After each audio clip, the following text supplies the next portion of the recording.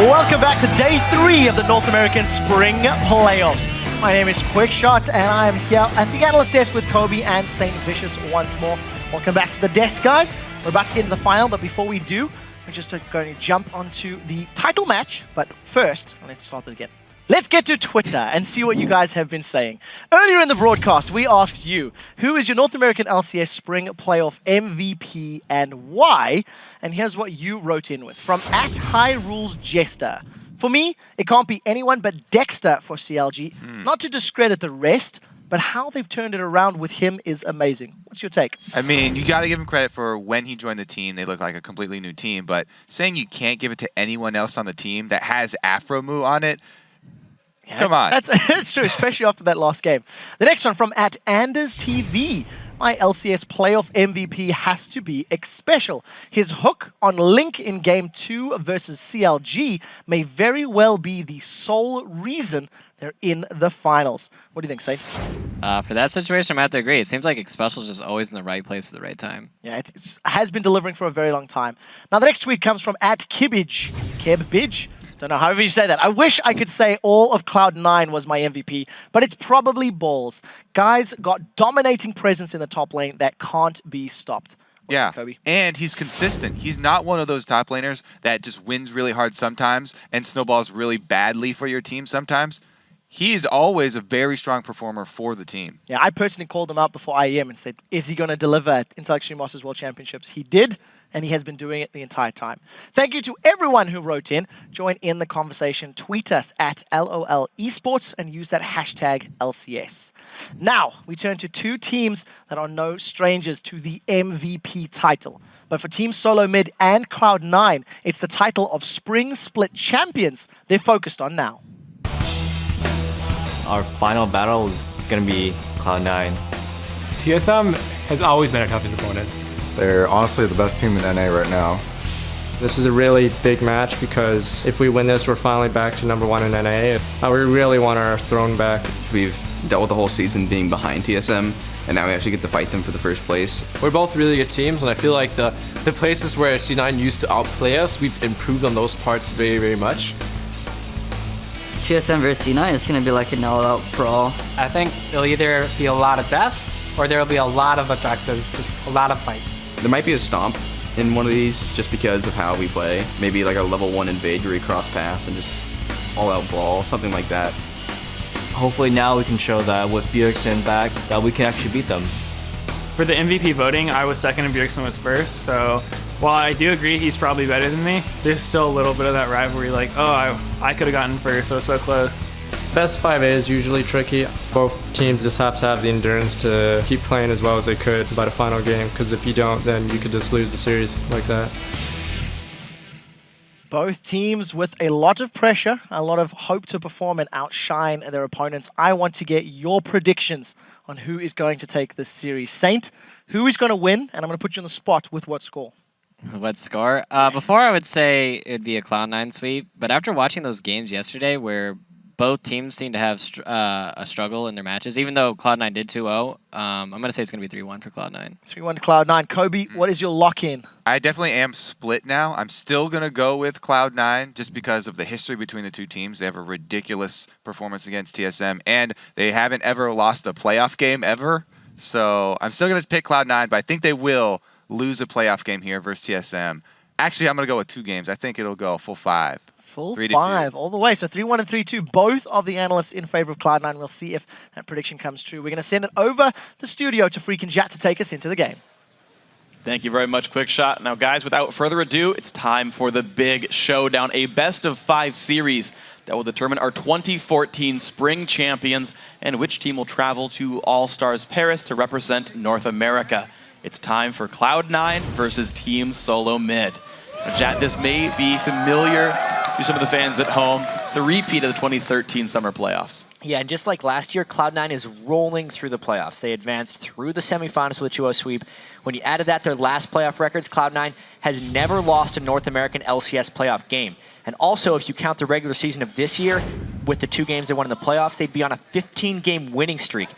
And this has historically been a favorable matchup for Cloud9. They are 10-1 against Team Solo Mid Lifetime, which is daunting when you consider TSM has to beat them not once, but 3 times to reclaim first and take the title of Spring Split champs. But of course, Team Solo Mid faced tough semifinal competition in Counter Logic Gaming, and they came out of it looking stronger than they have in weeks. Absolutely. They gave up a big loss in their first game to CLG, but in their second game, they managed to survive an early onslaught and then turn the tide. The whole team began to rally behind Bjergsen, and Bjergsen got that first pentakill in the North American LCS for 2014. By the end of the series, the team was looking revitalized and much more confident. And we'll see if that confidence can carry them now into the grand finals. We're going to start with the starting lineups here. On the blue side is Cloud9. Balls in the top lane, Meteos in the jungle, High in mid, Sneaky on AD carry, LemonNation on support, and the crowd behind them. Yeah, and on the red side is going to be Team Solo Mid. Dyrus in the top lane, TheOddOne in the jungle, Bjergsen in mid, WildTurtle on AD carry, and Xpecial on support. And even more of the crowd behind them. Well, it's going to take us to our featured matchup.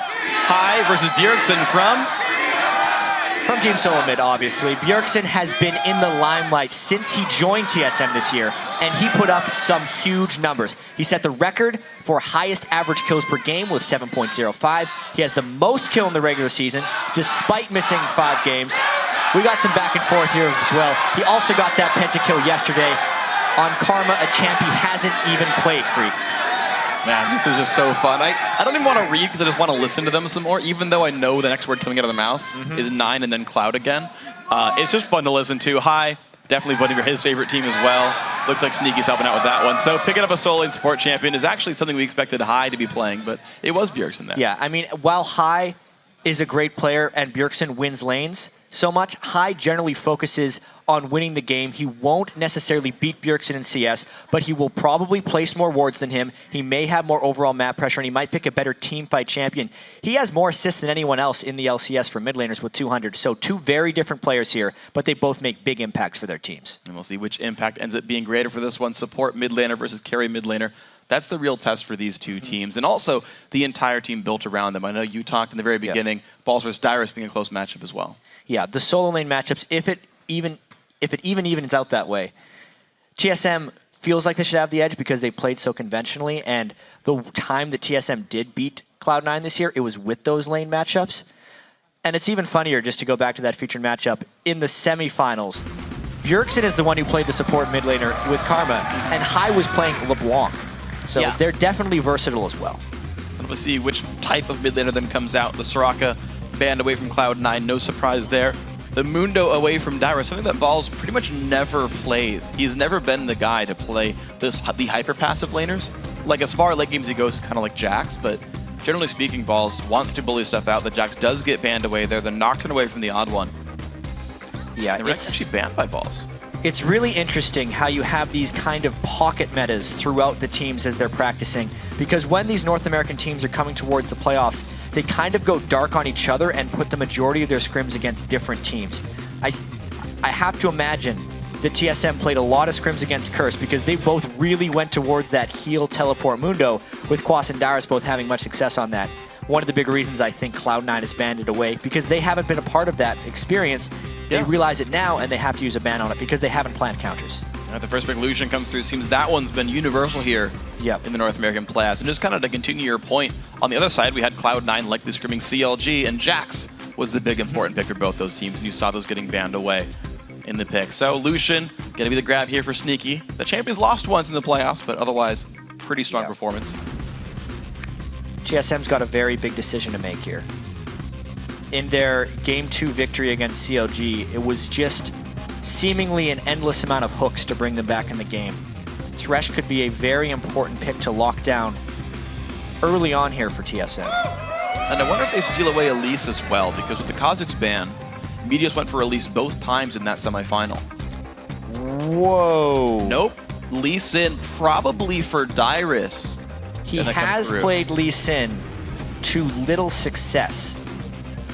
He didn't necessarily have the best time on it. It's not a Dyrus style champion. You would expect him to bully on probably Shyvana here. That's what he would have had left with 3 of the main top laners being banned out in this game. But he actually goes for Lee Sin. It's a slight denial from Meteos, who would have a proficiency for that champion. There's always the chance that TheOddOne can play it, even though it's been pretty much Season 2 was the last time I saw OddOne playing Lee Sin. That is a big gambit here by TSM to pick Lee Sin that early. We'll see if it pays off for them. 15 seconds now in Cloud9. I wonder what they do go for. Mid laners like Lulu still available. Nope, LeBlanc does get grabbed. Hi's going to play that one again, and there's the Elise from Meteos. Very similar to what they were playing yesterday against Curse. Yeah. Meteos had some nice Elise builds that actually Nintendo X tried to mimic later on in the day. Going cooldown boots on Elise, maxing his Cocoon and Repel second, his E skill. And going for a more late game style Elise, if you can believe it. Yeah, he was interesting. He brought so much utility there, and the damage was really put off to the other members of his team. High is going to be a big part of that. Picks the LeBlanc blind. We'll see what TSM runs in the mid lane against that. Bjergsen and High likely to have that 1v1 matchup. Very few teams actually will lane swap to mid now. That was big last year in the spring. Dignitas would 2-on-1 mid a lot, but with all the lane swaps we talk about, it's just the top and bottom lane here.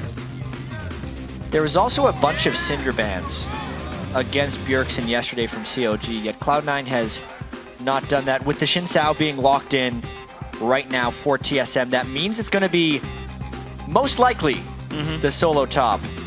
Dyrus on Lee Sin. There's always an outside chance it could be Bjergsen on that guy to really throw them for a loop. And we'll see what the rest of the picks come through as. There is still Nidalee available here for Bjergsen, and looking at C9, they're not super heavy engage. I don't know if, I mean, Nidalee LeBlanc's not the easiest matchup to be fair, but in terms of like the times where TSM wait for their mid lane pick, it's often like they don't have engage, we can run this champion, like, and let him carry on this one. I do want to see what actually comes through for Bjergsen, because mid lane jungle already picked means he knows his matchup, but he's waiting to see what the team's actually bringing in. WildTurtle, of course, on Corki. That's going to be fine for him. C9, the last couple of picks, and it's going to be head up Trundle versus Lee Sin top lane, and Morgana support once again for LemonNation. So the Trundle is something that worked fairly well for Balls yesterday against Curse. It took him until the late game before he could start shredding people down. And the Morgana Lucian lane is something that COG just ran to much success in the third, fourth place match. It's a very strong lane that can potentially lock down Corki. So it's very much on comfort for Cloud9, even if it doesn't seem like the most overpowering team composition. No champion really jumps out at you there for Cloud9. Yeah, just going to be standard team fight for these guys. We'll see how many plays High can make, and if these guys can outscale and win their lanes, everything else. 20 seconds. Bjergsen, the man to pick his champion. Unlikely to be AP Corki. Does he go back for this one? He could. It's the support of mid laner against the LeBlanc. He can still lock down or block a lot of the CC. If he wants to go that style, it's either a Lulu or a Karma. Lulu is unbanned, but the Karma did give him a pentakill. Did, and might go right back for that one. The time ticks down, and it's gonna be the Karma lock-in. So Karma mid once more for Bjergsen. And you wonder, will he start commanding bans in this champion? Because it was one of the big factors for TSM earlier this week. And it really did seem yesterday like TSM had not adapted very well to the ever-changing League of Legends game state, but this time, they're going with what worked for him yesterday for the most part. The Xin Zhao with the Karma will be a very strong initiation combination. I really just think a lot of this is going to be decided on Dyrus' ability to play Lee Sin. Okay. It's such a tough champion to just pick up and play. You see people like Zion Spartan doing it because they've mained it for so much of their careers. Dyrus has not. He's really just trying to learn it recently, and he breaks it out in the finals. We talked to Cloud9. Yeah, we talked to Yen about it, and he was like, or about his champion pool, and he said, "Yeah, I just played a whole bunch of Jax games. My team felt confident on me. If Dyrus practiced Lee Sin, brought it for the finals, then he can do it." Yeah, if we're trying to compare a Jax to a Lee Sin, though, as far as how many games it takes to master that champion, Lee Sin is 2 or 3 times as many. Oh, completely agree. We'll see if it pans out. Now the champs are locked in, so let's see who you voted to win. With 61% of you saying TSM is going to take the series. Now remember, you can also share your predictions continuously by tweeting us at LOL Esports using the hashtag C9win or TSMwin. We'll be checking the vote throughout the games. That'll be very interesting to track here. TSM, obviously the fan favorite. These are the 2 split champions so far from North America. It's Cloud9 winning the summer in 2013 against TSM 3-0. And TSM obviously won the spring split before Cloud9 was even in the league. This one's going to show who's the first to 2.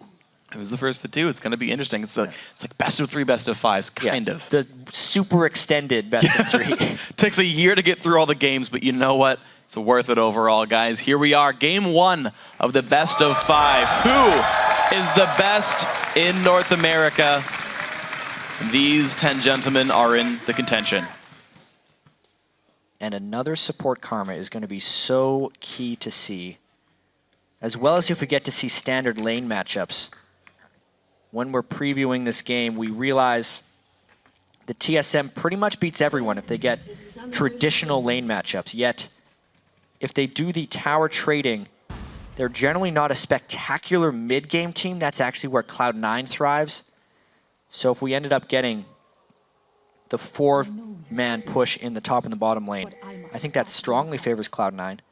But since it's somewhat predictable where teams are going to be going and where they're going to buddy system, if you have a counterplay for it, now is absolutely the time to bring it out. 30 seconds until See if TSM does something to try and stop Cloud9 from pulling this off. Well, right now, C9 very much spreading out. Actually, you can't even tell where everyone's necessarily going, except that Ball's a chilling bottom lane. And actually, Sneaky's by the mid, but at 113, you can move anywhere you want. So right now, the line of scrimmage, TSM, though, very much grouped up. Yeah, they don't necessarily know where anyone is. It's a very defensive formation from Cloud9. They are respecting the Thresh, although both supports have a lot of level 1 catch potential. Cloud9 might be considering a late invade, but they're also pinging that brush, saying it's either warded or there's champions here. Wow, that was brave. That was rather foolish, if we're being completely honest. But it does not hurt them here. All of TSM in that brush, but all of TSM is going to be in the bottom brush. Cloud9.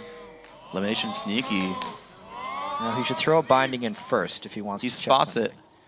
He's actually... Wow. He delayed them 5 seconds. That was incredible because normally if you see no one there, you're like, oh great, we can get a ward down and like invade this buff. Yes. And TSM waits for them in that brush. I really wonder how much of that is how much these teams scrimmed during the regular season and just trying to pick up on level 1 tendencies. LemonNation didn't have knowledge of what he was doing. That was mainly just guesswork, and it ended up giving them about a 5-second edge in the jungle. And it's going to be panning out as looks like Ball's taken away. A small camp there with Meteos and then teleporting back to the top lane. So Balls shared XP on the red buff. Hey, but we got conventional lanes. Yeah, we did. That's the biggest thing. This is actually what TSM wants, and now we really get to see the level of Cloud9's laners versus the level of TSM's laners, because this is mostly a straight-up matchup. This is the best that TSM could have hoped for from their level 1. And TheOddOne going to be grabbing his red buff for this one. Looks like he'll end his jungle route, or the early jungle route, on the top side. We'll see if it actually manipulates the Balls versus Dyrus matchup. Meanwhile, Meteos taking his Wolves will be hitting level 3 around the same time and near the same side of the map. That is a matchup to watch. The mid lane as well, Leblanc versus Karma. Also interesting. And I think the mid lane is going to be particularly fascinating because Hai and Bjergsen really embody the playstyle of North American mid laners. Hai, more than anyone, even though he doesn't have spectacular farm, goes for more early kills than almost anyone else. He all-ins so many people at level 2, a lot of times just igniting them extremely early. And yesterday we actually saw some level 2 kills in the mid lane. Bjergsen is one of the best people to do that throughout the year. Even if you look at average CS of the mid laners, North America is much lower than European mid laners. They average about 75 in North America. There's a lot of European mid laners that are up in the 80s, but that's because American mid laners aggress much more. They go for way more kills, and farming is not nearly as much of a priority. All right, now we're going to see how the farming goes in the bottom lane, though, because C9 getting the shove in is kind of the dual lane way of aggression as you push down to the turret and force them to be stuck in the back lines right there. It's a 6-minion lead because of all this work. I meant CS at 10 minutes. Yeah. Just to make sure that's not confusing. Oh, to be fair, yeah. Yeah. That's the mark we're going to be looking at. So we're 40% of the way there. See what happens 6 minutes in the future. We can see if they're actually beating their own average records. It'll be something you guys can watch at home. You can call us out if we get it wrong. I'm likely to.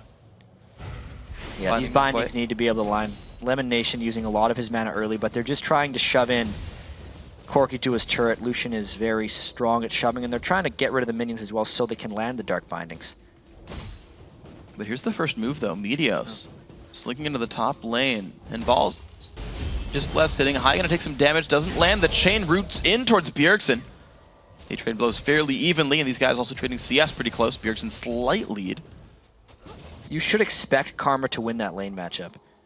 I think that's one of the big reasons Bjergsen likes Karma so much, due to the fact that she has access to empowered abilities at level 1, no true ultimate.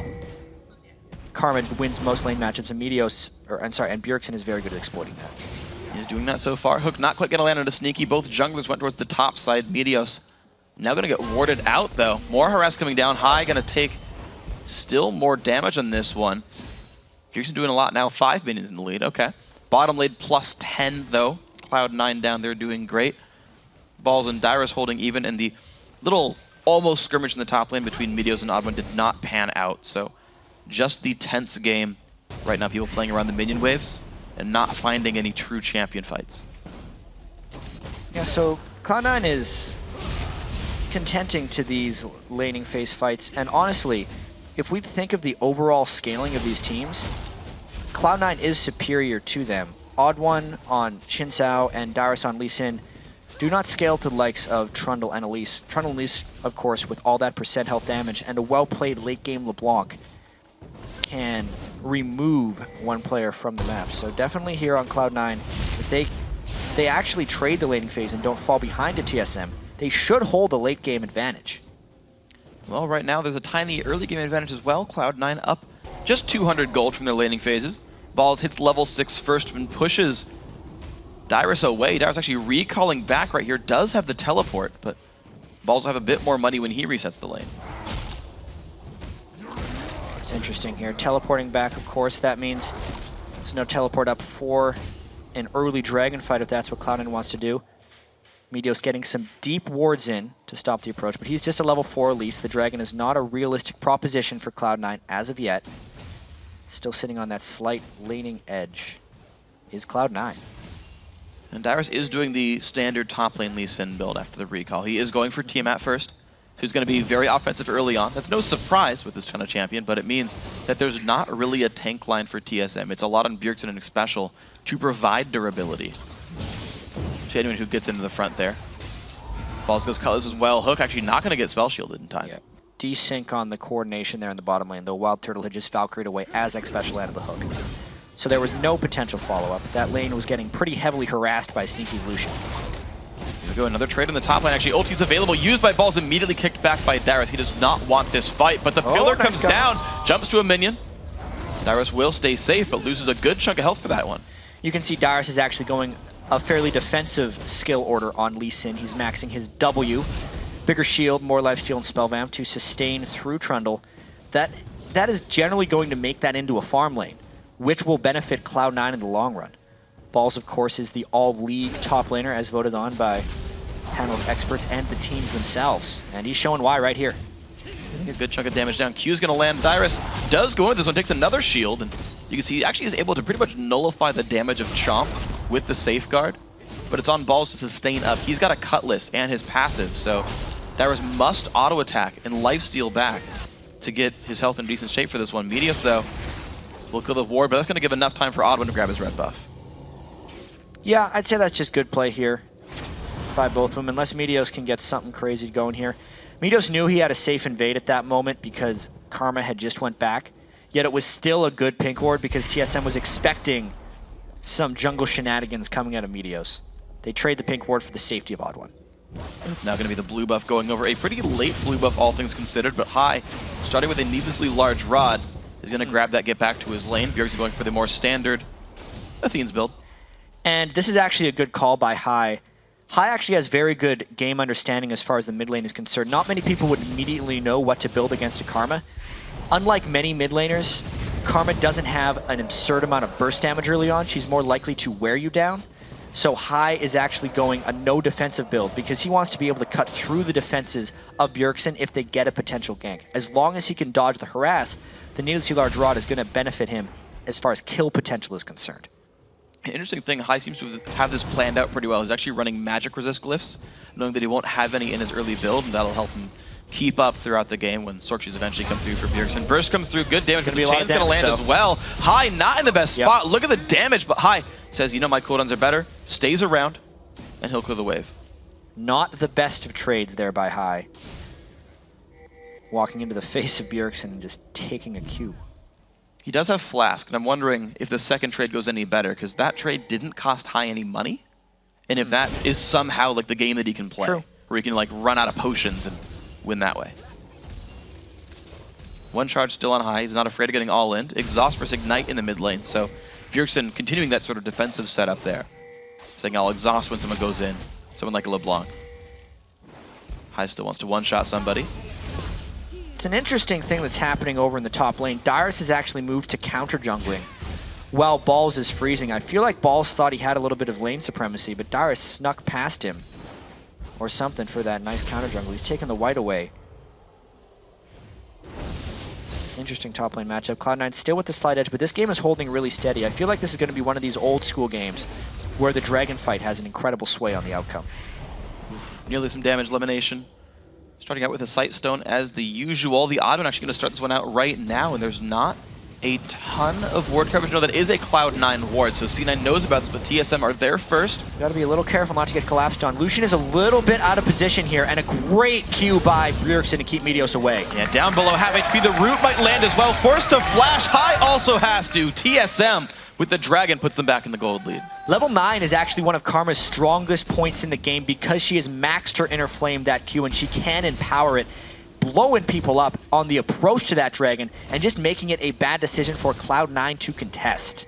They just don't even get to here, so TSM kind of account for all those minion kills that were coming through in the top lane for Balls and the bottom lane for Sneaky. Bjergsen is winning his matchup. This was our featured matchup. We talked about the fact that High wanted to play for the team. Do what the team needs, make it happen there. 11 minutes in, only 76 minions. Yeah. Bjergsen having 96, so High, you know, not having the best laning phase. That's what Bjergsen's so good at. But now we have to see how it transitions with the rest of the game. And we talked about this with Bjergsen's Karma game yesterday. It is outside of his style, but it doesn't mean he can't play it well. Typically, Bjergsen will be on the Assassin champions where he will individually go make plays, get kills, end the game at 10-0. But with Karma, it's a much more team fight oriented supportive process where he still does damage, but it's over longer periods of time and it's in big team fights where they have to work together. It worked for TSM in Game 2 yesterday against CLG, and it's working a little bit here. His Karma play has been very impressive, but here's the row. Here's High looking for this one. Can they get the damage? Xpecial WildTurtle force back. There's the chain flash force for that. It's going to lose a minion wave in the mid lane for High, though, as Bjergsen's pushing down. Double heal by both of these bottom lanes as well, which means the kill potential from both of them is a little bit diminished. It would require a very powerful dive in order to take someone down. With the turret dive, they try to catch Bjergsen, they get him with the buy! Completely through the wards, the burst comes through, he's got nowhere to go, exhaust LemonNation, that's not who he wanted, and High picks up first blood. Big comeback kill because they can potentially get the blue buff here as well. 4 members of Cloud9 are moving towards us. Lemon is low. OddOne goes in. He gets binded though. High, can he go in for the burst as well? Blue buff losing health. OddOne goes down. Sneaky finds the kill. WildTurtle went a little too crazy on that one. Meteos should secure this blue buff away. What a good start for Cloud9. Knowing when to go in and when to go back is some of the marks of the great teams right there. And Cloud9 stayed in despite being low health. A lot of it had to do with LemonNation's pinpoint precision on those dark bindings. He catched one on Bjergsen, got another onto OddOne, and that's the reason they picked up 2 kills. And meanwhile, this top lane is just going well for Balls. He's up 26 minions right there. Not getting a ton of turret pressure, but the thing is, he is holding Dyrus down. And we talked about the fact that Trundle would outscale in this overall game sense as well. So this is something going quite nicely in Cloud9's favor. We have to see if TSM can do something to pull themselves back in this game, because C9 are making the better moves right now. And this is typically, in a Cloud9 game, when you would see Meteos come up in the top lane and capitalize on Balls' small advantage. However, against TSM, I think Cloud9's playstyle changes a little bit, and Meteos then focuses on trying to catch Bjergsen. That was the result of that rotation down in the bottom lane when they were going for that gank. They caught Bjergsen trying to support, and they got that kill, as opposed to helping out Balls with the secure.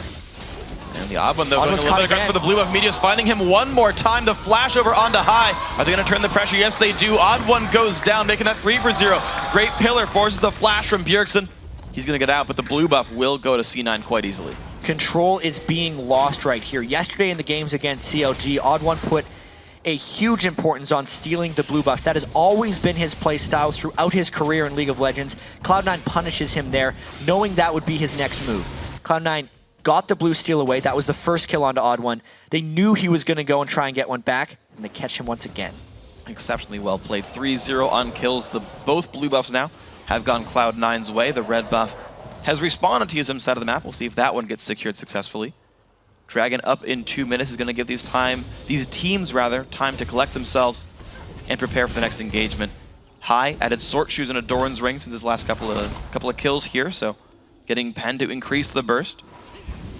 We'll see if he can be even more deadly as these fights continue on. Athene's now done for Bjergsen. See what his presence in team fights will be. Yeah, as long as he's not getting caught outside of the typical team fights, he will be okay. No flash for Bjergsen is going to hurt as they approach that next dragon, but as far as zone control goes, because of the Corki missiles and the Inner Flame Qs from Karma, they do hold more control around the dragon area, as long as they don't let this game get out of hand. Well, TSM are only down 1,700. Looks like the game right now not out of hand for these guys. Certainly the possibility for TSM to set up for a more group-based fight and do okay with this one. Last time when we were around the dragon area, actually, hold on, nice little bit of harass. The silence helping him win the trade. Ball's going in pretty hard for Dyrus right here. The ultis not pop for either one. They both save the cooldowns again for the trade, and Dyrus kicks him back. Still has his ultimate if he needs it. One thing, though, that TSM can hope to exploit is that Dyrus has his teleport, whereas Balls does not. And that will still be true when the dragon respawns. 34 seconds till that happens. High has a blue buff, Bjergsen does not. TSM mid lane are going to have to be very careful about his mana consumption. Single Doran's Ring and Athene's going to help that, though, considerably. High right now playing passive, not wasting any of his health bars. Might just be considering when that dragon comes up. The harass still attempted by C9. A small minion lead there. Balls does pop the ulti. He's putting some damage on it to Dyrus, but looks like it's not going to be enough to push him away. Yeah, it actually feels like Balls is going to have to give up a little bit of control of the lane. The fact that Trundle is out of mana, and there is a complete Ravenous Hydra on a Dyrus, he should be able to lifesteal up and get Balls out of this lane. So Dyrus taking a little bit of an edge here. Level 12. Actually, it's a level lead for Dyrus in the matchup. He's pushing him down. 15 minions separate those two top laners. Ball's pretty close on pace for 10 a minute. Another burst goes in towards Bjergsen, actually breaks the chain. High puts the damage back down. Looks like this matchup is going quite nicely, but the blue buffs have timed out.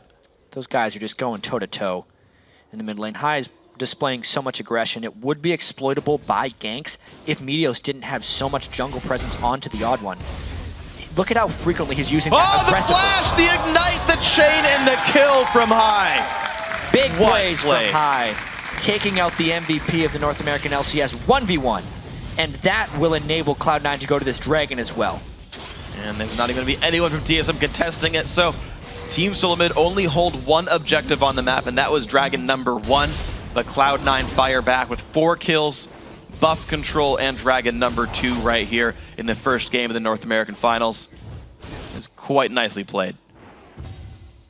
Absolutely. Cloud9 has a lot of control here on the map. This is a nice counter move by TheOddOne, though, to go right into the mid lane since he knew how it would be going back, and he broke his habit of trying to protect his own blue buff. Gets an objective in the process.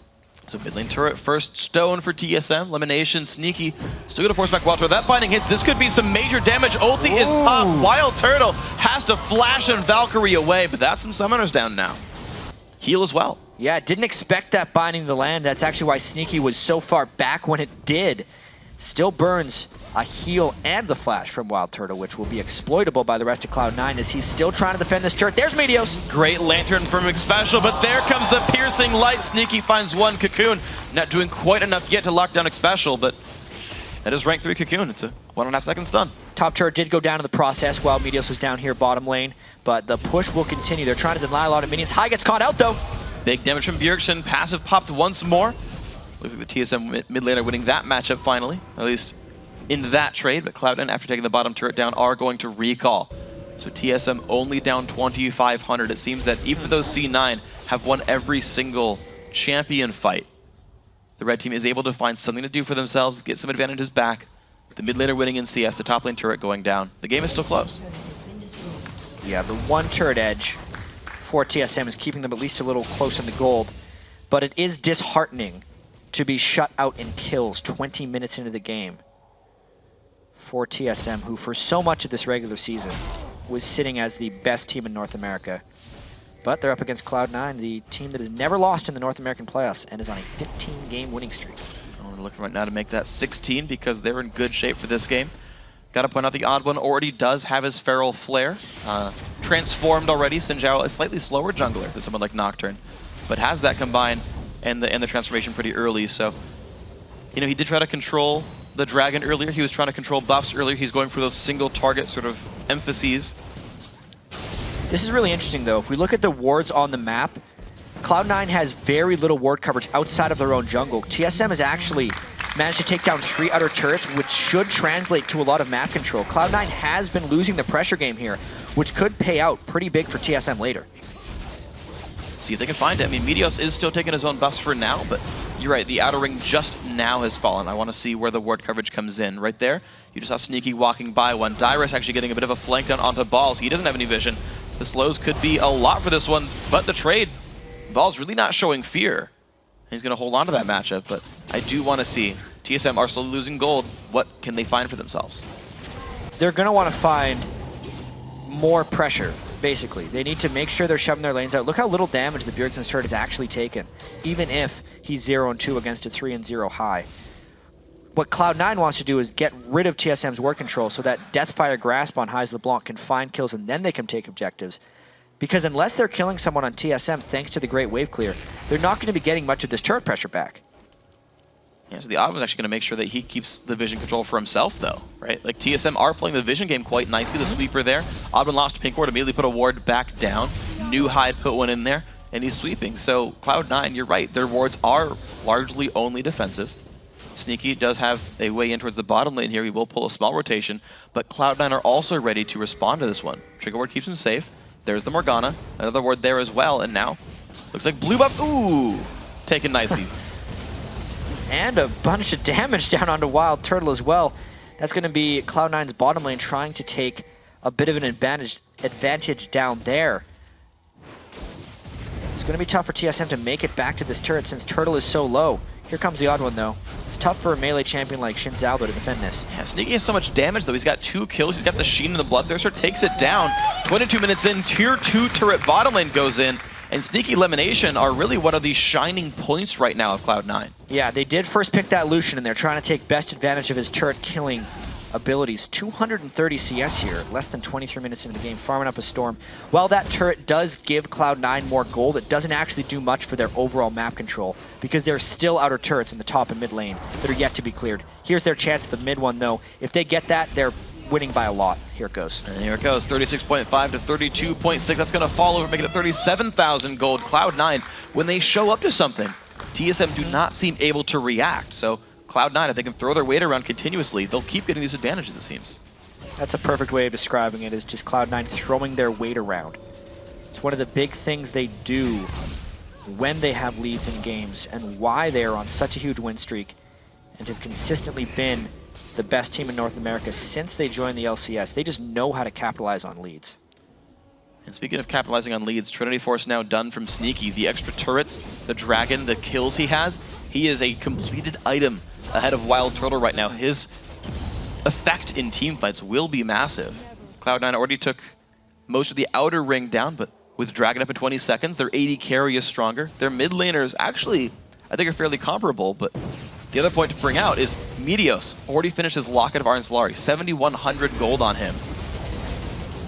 Teleport actually comes in behind Sneaky here, and it just gets matched by Balls so that Sneaky is safe. Yeah, but it puts C9 on the right side of the He actually map. canceled it. He didn't come all the way in. It was just a matter of Dyrus going out. That means that it could be a 5v4 for this Dragon if TSM goes quickly. You're right, yeah, Ball's on the wrong side of the map, so TSM, they're going to go in with 5. They know there's no Trundle here. Cloud9, will they contest 4v5? The waves aren't necessarily in a place where Cloud9 can easily push. They should just be pushing mid right now, but they're looking like they want to contest. There's the no steal on the Dragon. 2-1 Dragons now, TSM. They get out cleanly. The teleports do pay off, and nothing falls down. As long as Cloud9 blocks TSM's path to the top lane, however, they should still be able to get a turret out of this. And all things considered, that means 3 outer turrets are down for Cloud9 as well, which is overall a good trade for them. So here we go. Balls is still there with the push. The rest of the team is around, but TSM say no. They go down the mid lane right here. Yeah, it's a bit of a chess match. They knew that their path was blocked, but they also knew they could then block Cloud9's path back to mid, since they know there's no teleport on Balls, and this is another 4v5. But they're going to get flanked a little bit. This could be scary. Will there be a pick in? Cocoon lands onto Dyrus. A bit of poke comes by as well. Forced to run back. Dyrus safeguards away. Mid lane tier 2 goes down for top lane tier 1. Gold lead on that one for TSM. TSM gets away cleanly. Brilliant tactical play there by TSM. Barely outplaying Cloud9 with their map movements, but the chess match is going to continue. Cloud9 now trying to cut TSM off towards the top turret. Binding won't quite land. Tormented Soil actually pulling away some of the rotations as well. C9 ready to hit both tier 2 turrets here. And remember, Cloud9 is holding them off 4v5 here, so if TSM could find a clean initiation, they would go for it. They're just getting pushed back. Around the Frost Queen's claim, slow them down. Balls the whole time was pushing top. C9 actually the victors on this extended trade, going up a turret. And this means the map as a whole is much more open right now. And because of all the roaming around, Division will drop fairly soon. There's a lot of wards down right now, but they haven't been placing them actively. If TSM gets trapped in their base here, they're going to lose ward control. And the whole time C9's put some wards on. You see the one Balls is walking by right here. The one he just walked by from TSM, freshly placed. That was a recent acquisition there from TheOddOne. So Cloud9 have taken the entire tier 2 ring of turrets over the last couple of minutes there and got deep ward coverage. C9 suddenly on the map.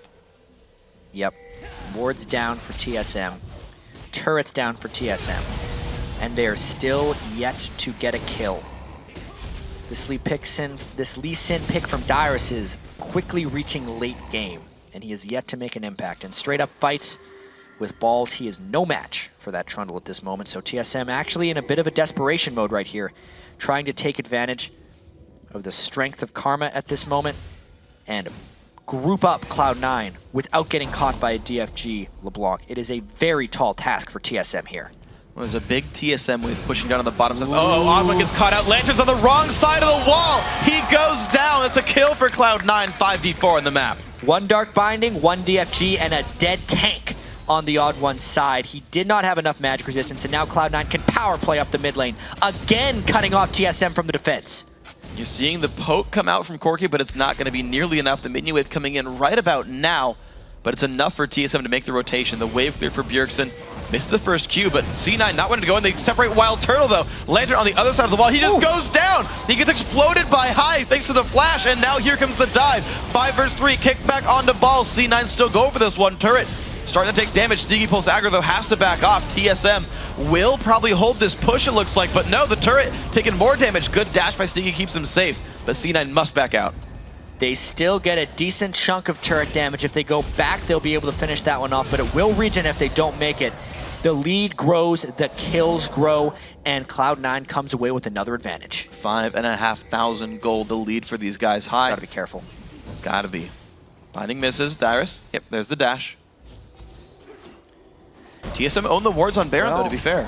They see Balls bottom lane. They should have a general count on his teleport to think that is up. This is contestable by Cloud9. Balls is a little low on mana, and the rest of Cloud9 is going to come in. This is a bit of a desperation play by TSM. High, making sure his presence is felt just to scare TSM off while the rest of Cloud9 approaches. That was really well played. Lucian's going to push the mid lane down, and Baron is going to regenerate back up. Ward coverage comes out. TSM do not want the counter Baron to come through, but TSM are healthy if they have to. Poke comes in.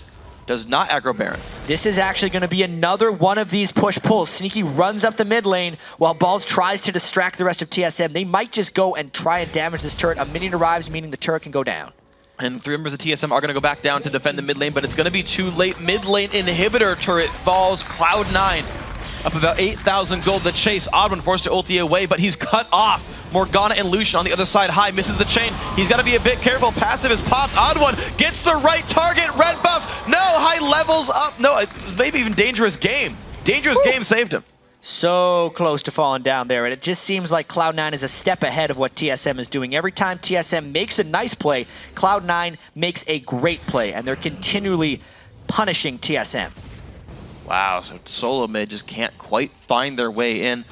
So they got an 8,000 gold lead, and they get to gigantic wave in the bottom lane cleaned up here by Sneaky. Everything going so very well for the Cloud9 squad. All these strategic rotations have worked out as like +1 turret, +1 kill, +2 turrets even. TSM have yet to outplay the map against Cloud9. Yeah. The early game actually went kind of how TSM wanted it to as well. They got standard lanes, something that they generally haven't been defeated when they get those standard lanes, but Cloud9 just kind of manned up and did it. This won't leave too many options for TSM as we move into the rest of the series, because kind of their best play was these lanes. I think the picks out of this one aren't as comfortable as TSM would like. They're going to get some of those back in the next game, assuming this game continues to go the way Cloud9 does. And hopefully they can do a little bit better on the blue side, because this game has just been rough for TSM. Almost a 20% gold lead. Cloud9 making the right choice every step of the way. TSM still try to own some wards. The Dark Binding picks have worked largely well for C9. I gotta say, that pickup, LemonNation playing so much of it. Also, I want to point out the Alacrity boots onto Morgana. So much of Morg is just moving towards people and scaring them away from Dark Binding and shooting it when they're out of options. He mind games a lot of people if he's faster than them, because he'll get closer and closer, making the binding easier and easier to land. Oh, High finds some poke on a WildTurtle, taking about half his health off with DFGQ. And now the mid inhibitor is open. TSM trying to make the move back there. Dyrus is going to recall. The team will stay and take the inhib down. How good is a disengage? Team split up a little bit, but Cloud9 get away cleanly. Dyrus trying desperately to make a play in the bottom lane. He will demand a response down here, or at least some action by Cloud9. It doesn't seem like Cloud9 is too phased by this, though. Either they got to go for Baron or they got to go down to the bottom lane. Well, Dyrus about to take this turret down. That will be the 5th turret for TSM, but Cloud9 has started up. No, they haven't started on Baron, but Balls is coming down, maybe to stop that. No rush, though. The split push for Dyrus does get a tier 2 turret. Cloud9 not panicked. They let it go down. No teleport was up for Balls. Oftentimes you see panic out of a team like that, and that's actually what TSM wanted to instill in Cloud9. But they very calmly take a moderate loss to maintain their big edge in this game. 8,500 gold, the number. Every time, it's going up every time I look at it. High, looking for the chain, finds on Bjergsen, but hooked in, nearly on the box. There's the play as well. Xpecial flashes the wall. Bjergsen slowed down by the Morgana active. To be Meteos now finding a bit of an engage. Oh, Sneaky gets kicked! WildTurtle are there. Sneaky on the wrong side of this fight. Kill picked up. Well played there. Xpecial does get away from that one. TSM, they find a 1-for-0, and they're on the chase. And it's the disengage and teamfight power of the Karma there that gives them their first kill. A nice step forward for them, showing they can make a play. Dyrus with a big move there to get Sneaky way out of position. Oh dear. The engage, the chains, the ignite, not quite enough. Looks like Bjergsen will live. That was rather close. Xpecial also dangerously low. Yeah, a lot of shield power across the board there. They managed to burn the McHales. That's one of the big reasons Bjergsen didn't die there. Very good play by Xpecial to give him the heal, actually. But let's take another look at this play. Sneaky looking to go a little bit forward, but behind them, Dyrus is making a big move, and Sneaky goes way over the wall. Then he actually flashes away, but Dyrus is already on the way to him. Sneaky's slick escape turns into a slick death over the wall. Nice play by TSM. And a clutch summoner heal by Xpecial kept him alive when we saw High at the end of that clip trying to chase him down. Yeah. So TSM back off. They did find a way to get a kill for themselves. They're down back to under 8k, the gold deficit. So we did see them with clutch hooks sneak back into a game against CLG yesterday. That's the kind of story that TSM is going to want right here. They defended a pink ward, and they found the random pick. Dyrus jumps the wall to get away from High, but mid lane has a dead inhibitor. C9 ride that down the mid lane, and they go towards Baron. Yeah, and TSM wouldn't have been a top team for so long if they didn't know how to stall games and draw them out. It's what they're trying to do with Cloud9 here, hoping to find an opportunity, but Xpecial gets trapped! Twin Shadows and a trophy, nowhere for the TSM support to go. Harass not going to matter much to C9 as well. Great play on this one, 9-1. 5-4 on the map, and they're going down the mid lane. Bjergsen tries to find some slows. Balls will look for another trophy, finds WildTurtle and OddOne with that one. Ruin King used as well. Corki is slowed. Now so is Zhao. The jump in high. Looks for the burst, misses the chain, has to jump back. That's passive pop. Cocoon not quite going to land. But C9 shoved the mid lane in very far. Honestly, though, that's not the end of the world for TSM. Nobody died. They did have to burn a flash on TheOddOne, so if that scenario were to play out again, Cloud9 would then be able to finish. It was really just the return fire onto High that managed to pull them back here. Cloud9 is still going to continue to try and starve Baron vision in this game, and get TSM to check the wrong brush at the wrong time. That's how they want to find their edge. If they catch anyone but Xpecial there, I feel like Cloud9 might even be able to push through for a victory. That is a nice pillar. Well, Ball's going to start this one off. He is the tank in the front line, has not yet popped his ulti, but does get forced back a bit. WildTurtle dropped dangerously low. Dyrus on the run. OddOne, though, goes in for the fight anyway. Ball's knocked up. The fight's still continuing. No one has yet died. OddOne stunned up, though. That's a kill picked up by Sneaky. And they're still going. Bjergsen, the cocoon, lands the trophy. Oh, not going to beat up. It's the lantern that keeps him safe. Dark Binding hits Xpecial. Big slow comes out, but the burst comes back through. It's going to keep the team safe, and another kill picked up by Cloud9's AD carry. The dive in high. Doesn't quite land the chain, but he does have a team to back him up. It's still 2 kills on targets of TSM. They get the inhibitor down. They can just back away. Cloud9 using their gold lead there. You could really see how TSM's team composition is actually quite good at sustaining team fights. Cloud9 caught them out there with a huge kill lead and gold lead, and it still took them some time, but they showed their advantage. They pushed them back, and now they can start forcing Baron. So Dyrus raiding the wings, the OddOne very far away from this one. No good way to get in quickly. And Baron down to 2/3 health right now. Cloud9 staying in the pit, but TSM want to contest. Dyrus finds a Q. So Never's gonna sneak. He's gonna stop the Baron attempt. Cocoon's gonna miss, but Dyrus will go down. 1-0. LemonNation nearly falls. 1 hit from dead. Baron won't claim his life, but now Bjergsen is getting chased out. Another Cocoon does land, though. Meteos on a rampage, 4-0-7. Yeah, the tank Elise coming in pretty strong. He's actually going Randuin's next. Void Staff would probably be his last item since he does so much of that percent health damage. But quite honestly, there's not too much percent health that he needs to cut through on TSM. He just needs to be what he is right now. Cloud9 has been so good at controlling this game overall. 13 kills to 1 is a rather large statement, and just playing it safe. Wow. Every time they can. Looks like just enough lifesteal, though, keeps WildTurtle alive. I think he goes positive by attacking trades, using auto attack trades against high right there, and he does get out. Yeah. 90 health on him. Gonna have to recall, of course. And there's still a dead Bjergsen and Dyrus, which is incredibly critical for this Cloud9 team. They're going to start on this one knowing there's no wards inside, and then look to peel off or jump over the wall if the odd one looks to steal. As soon as they saw that teleport, they said, all right, that's too big of a risk. That was just a Baron check more than an attempt. But it is a 5-minute cooldown now gone from Dyrus on that. So it's also 500 gold spent on the home guard boots. That won't pay off too much for him. Though a similar thing did come through for C9. They've got 3 home guards themselves, interestingly enough.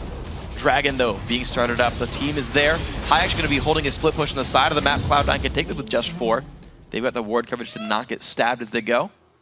3 of 5 dragons. Baron hasn't died just yet. C9 have disengaged those fights very well and picked up kills for them largely. They've either gotten a cooldown out or they've picked up champion kills every time they start Baron. And they're absolutely just looking for catches around the area. You can see from LemonNation, he has a 6.6 second cooldown on his Dark Binding actually because he's hit 70 or 40% cooldown reduction with his item build there. Obviously you have the low cooldown cocoons from Meteos as well because he has maxed his E2, and there's another one of those catches. OddOne gonna have to try to take the lantern, but he doesn't get one in time. High knocked around, gets Xpecial into the Baron pit. Xpecial is gonna be trying to fight that one. Dyrus will go down and joining the OddOne as a dead member of TSM. Xpecial now locked up. Baron helping the team. Triple kill for Sneaky.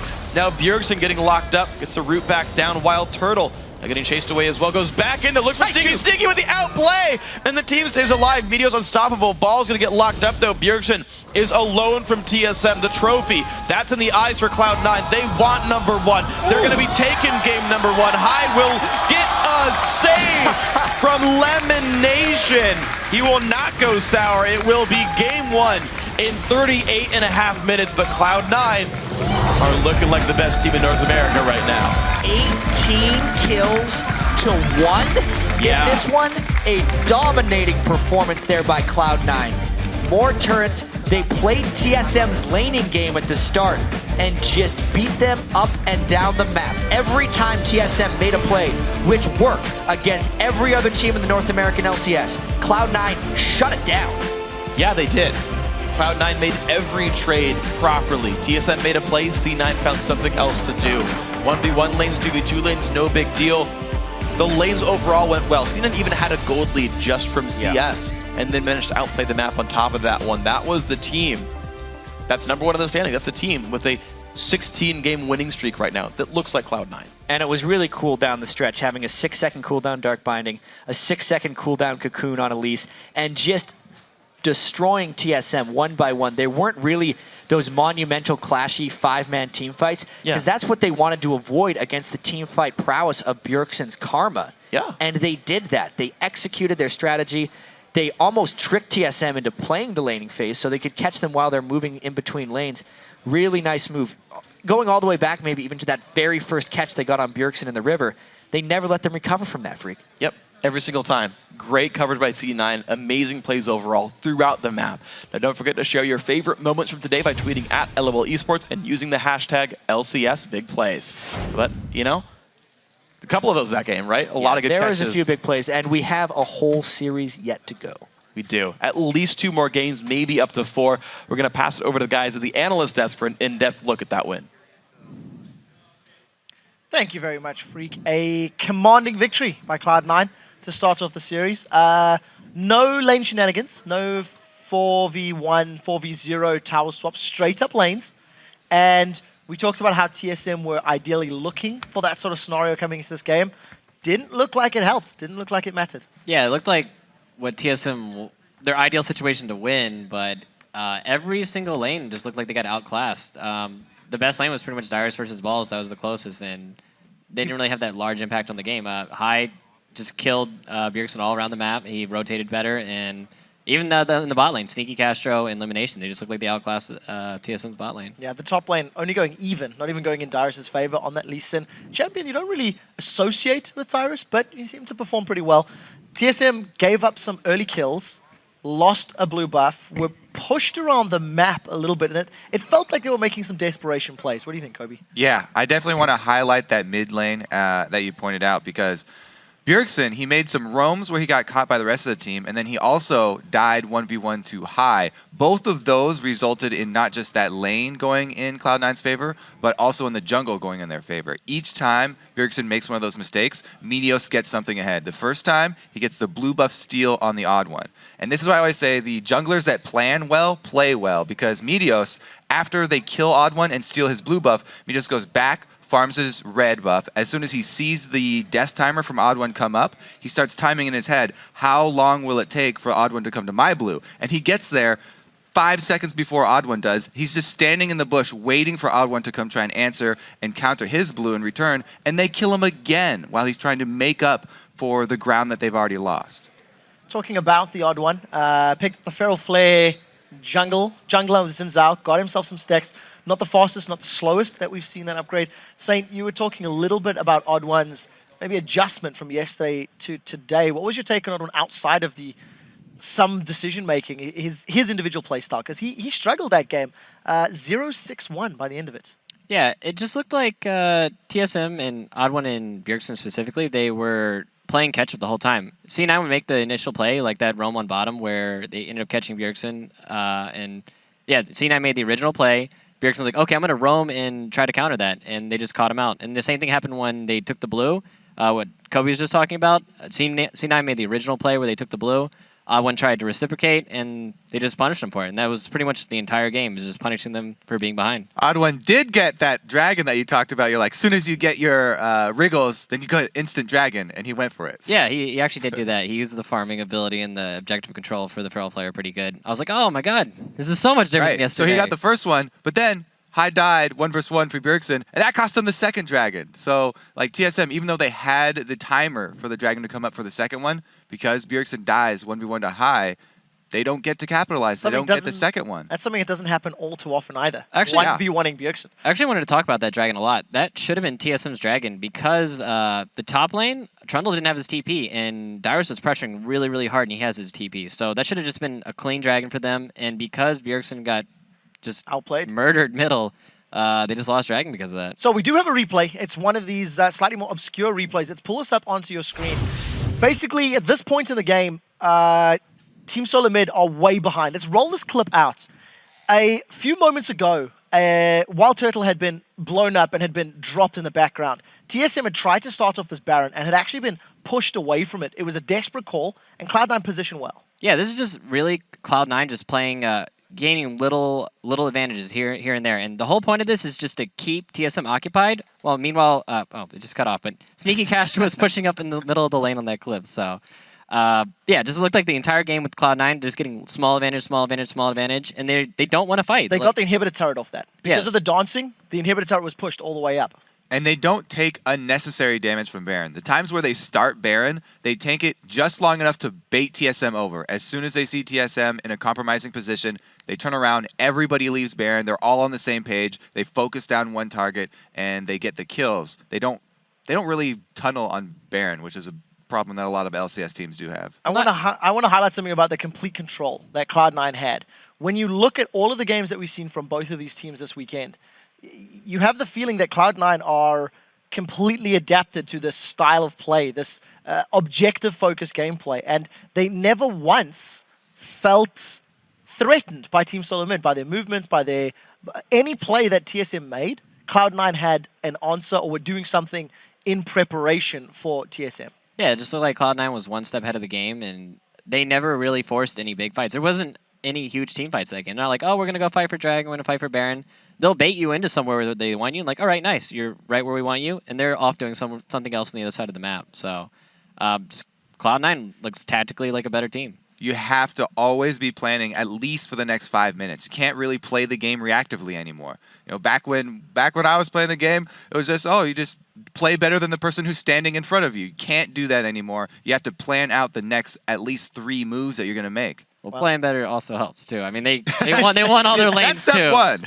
They won all their lanes too. So. We'll have to see if TSM can plan a little bit better coming into game 2. We do have to go to a quick break while we rebuild the Nexus for that second game of Team Solo Mid Cloud9. Don't go anywhere. The 2014 Spring Playoffs return after this.